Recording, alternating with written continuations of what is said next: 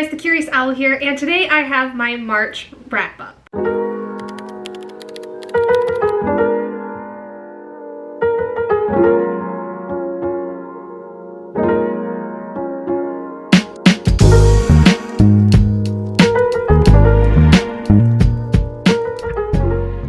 So March was not as productive necessarily as I wanted it to be. I didn't get all of the books I wanted to get done on my TBR, but I still read quite a lot of things and basically spent a lot of time just enjoying reads that I had, which was really great. There were some kind of hit or misses, but overall, not too bad. So let's just go ahead and get into it. So for the month of March, I ended up having read a total of 3,248 pages across 7 books, 0 minutes worth of audiobooks. 5 of the books I read were physical books, 2 were ebooks, no audiobooks, and all of the books were from my personal library and none were borrowed. For star ratings, I had 1 5-star read, 3 4-star reads, and 3 3-star reads. No 2 stars, no 1 stars, and no DNFs, thank goodness. So overall, a pretty solid month. The first book I ended up completing was the February read for the Witcher read-along series I'm doing on my channel for this year, which was Sword of Destiny. The live show of this is actually going to be combined with the very first book in the Witcher series, which is called Blood of Elves. That is going to be going on this coming Saturday at 8 p.m. Eastern Standard Time on April 6th. So definitely go check out that live show for when we go over this and also Blood of Elves. But overall, I ended up giving this a 4 out of 5 stars. It ended up being a lot better than I remember it being the first time around. Stories in this one are much more linear. They actually paint a really good picture of the setup to what we will be able to see in book 1, which is really awesome. So I definitely recommend this more so than The Last Wish as like a necessary read before the Witcher series. The Last Wish really just paints a picture of Geralt and of his relationship with Yennefer and his relationship with Dandelion, but this paints a really, really important picture of his relationship with Ciri, who we see a lot of in the first book. The next book I ended up reading was The Dragon's Reluctant Sacrifice by Inez Johnson. I gave this a 3 out of 5 stars. This basically follows a character who is essentially dying. She's dying of a terminal illness, and her sister had died previously, and when she goes off to get revenge on the person that essentially killed her, she runs into a person that then knocks them out and takes them to this horde of dragons, where these dragons essentially have to sacrifice women every so often to quell their inner beasts. But it's been a very long time since they've done that because they found that it was not in any of their best interest. They found that it didn't really work out well for them. And the way in which they would sacrifice women was by basically imprinting on them, getting them pregnant, and the woman would then usually die in childbirth of the next hatchlings. And so our main hero in this story is dead set against ever finding a sacrifice. He does not want one. But when our heroine comes in, he is full on just insta-love, insta-lust, like wants her. And when she realizes that she can no longer die, basically because she is now in a place where she is able to be more so immortal to a certain extent, she's like, I'm game, let's have a baby, all these things. It was just a very odd kind of story. I like the concept of it. I like the idea of the dragons themselves because they're a set of brothers and they have their own personalities. I wish the book was a little bit longer. I kind of feel like I missed out on a lot of information that would have been really important. But this is a paranormal shifter romance series, so I wasn't expecting to be like super high quality, but I was kind of hoping for a little bit more higher quality than what I got, but it was still enjoyable, at least for when I read it, and it was a very fast read. Next was my 5-star read for the month, which was I Wish You All the Best by Mason Deaver. I have had this on my TBR for so long. I have had it as part of my Wheel of D20 reads, like part of like the rolling aspect. I've put this up for a possibility so many different times, and I finally read it this past month, and I fell in love with this book. If you don't know what this book is about, about. It is written by a non-binary author about a non-binary character named Ben, who basically comes out as trans or non-binary to their parents, and they are kicked out of their home and have to go live with their sister, who they have been estranged from for the last 10 years due to family drama and family constraints. And essentially, Ben has to start completely over with life, goes to a completely different high school, and is not only trying to find themselves, but figure out what it means to them to be non-binary and be trans. And within this, they start going to therapy and are diagnosed with also an anxiety disorder based on the trauma that they have endured. And along the way, they meet this boy at school named Nathan, who comes with so much love and energy. It's very much kind of like a Grumpy Sunshine-esque kind of romance in some ways, but Ben and Nathan's relationship is just absolutely beautiful in this story, and I just fell in love with Ben as a character. I found them to be so endearing and so sweet. I really just wanted to like wrap my arms around them and just give them all kinds of squeezes and love, even though Ben probably would have been like, I don't really want that, please go away. I would want to protect them with my life. I essentially really felt for the older sister too, because I felt that she acted in the exact way that I would if I had a younger sibling that came out to me and also, you know, had this relationship with their parents. Like, I feel that I was really in the place of the sister in some capacity. I just felt very connected to her, and I felt like I understood her motives and her goals and what she was trying to do.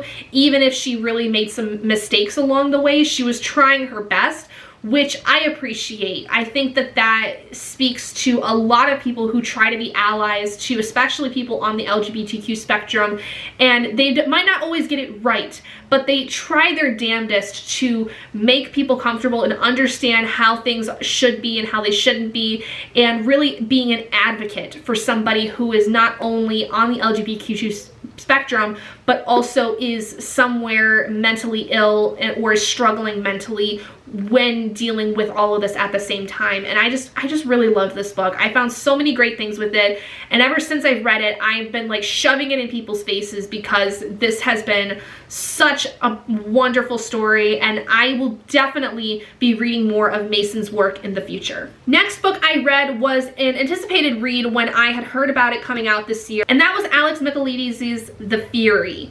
This was amazing. I was floored by this. I am still thinking about this book, and it was just wow. It was just completely wow. This is a murder mystery where you are following an unreliable narrator in the story who very well could be the perpetrator of the crime that is in the story. But basically you have all these people that are on this little island just off the coast of Greece, and somebody dies and you're trying to figure out what happened. The one thing I will say that I didn't like about this, because I gave this a 4 out of 5 star, is that there are basically a lot of jump backs in time to play out and help you understand how things kind of happen from the furthest point that they can tell you in the story, and then they move forward. Some of those time jumps backwards made me a little confused, and I think that that was one of the biggest gripes that my mom and my sister had with this as well, because they also read this because we were reading this for a book club that we are a part of. And that seemed to be the most common gripe with a lot of people in that book club, was that the time jumps made it a little bit more difficult to understand the full timeline of how things happen. But it was so enjoyable. The twists were crazy. Absolute fun time to read. I would definitely read this again. I don't know for certain whether or not this is tied to The Maidens and The Silent Patient, because I know that both of those books by Alex are tied together. But the epilogue of this makes me think that it's possible it could be tied to The Silent Patient, but I have not read that, so I do not know. But I am hoping to read The Silent Patient soon so I can see The Fury, The Maidens, and The Silent Patient all tied together in some capacity. Next, I ended up reading another ebook, which was called Mark of the Wolf by Kimber White. This I ended up giving a 3 out of 5 stars. Again, paranormal shifted romance. This one involves wolves and alphas and all that. This was fine. I liked the idea, again, that was going with this. I just felt like I couldn't really connect with the characters that much. kind of felt like it was rushed in a lot of places. This is following a heroine who is searching for her brother who basically had gone missing, and there's this long, sordid, messy past with another guy that she was involved with at one time that supposedly she took on the powers of at some point, and she along the way meets this bartender slash bar owner who runs this club that basically involves an auction of different people, different kinds of shifters to other shifters, packs, things like that. The two of them link up and yada yada yada. It's a very insta-lusty kind of thing. I don't know, it just didn't hit in the way that I was wanting it to. I am curious to see how more books in this series would go though, like what else there is to tell about the story, because I think that there's a lot of stuff still being divulged about this connection the main character had with her previous lover, and it just, that whole thing just was really messy and weird, and I didn't know how to feel about it, so I didn't love it as much as I wanted to, but I liked it enough to where I would definitely consider reading at least the second book and seeing like what is going on with that. But overall, 3 out of 5 stars, not too bad. Another typical paranormal shifter romance that I just was kind of reading for fun.